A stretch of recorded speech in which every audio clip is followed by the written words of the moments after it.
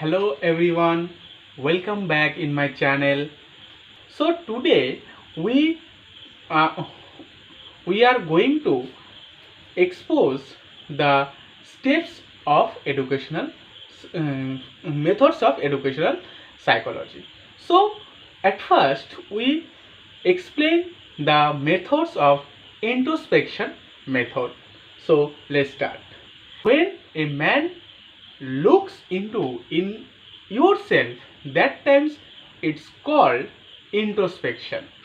So this introspection methods founded by the Wilhelm Wundt.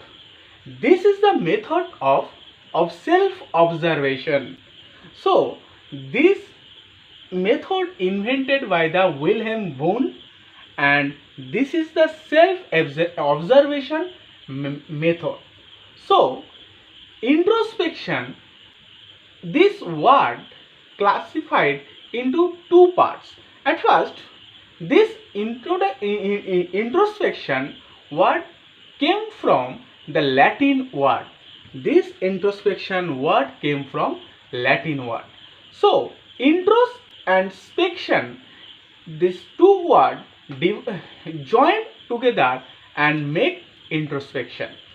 So at first, intro means within. Intro means within, and spection is looking. So looking within oneself is the meaning of introspection. Looking within oneself is called introspection. This looking within oneself is called self-observation or self-analysis. So in this session we know the what is introspection, what is the origin from introspection, and what is the meaning of introspection. Basically introspection method is the oldest method to collect data from the conscious experience of subject, and it is so much oldest method in education system. We can say that introspection came from the Latin word intros, and spection are the two different types. Intros means intro mean within, and spection means looking. So looking within oneself is called introspection or self observation or self analysis. So let's continue the steps of introspection method. So there are three steps of introspection method. Number one, during the observation of external objectives. During the observation of the external objectives, that person being his own mental stage is called during the observation external method. Next, two, the person begin to question the working on of his own mind. For at last, three, this is the tries to frame. This time, this is the tries to frame the law of conditions of the particular mental process. Now in introspection method we will discuss some merits of introspection method. So those are, number one, this introspection method, we know that it is the oldest method. So it is the most cheapest and the most economical method of this studying behavior. Next, so number two, this method is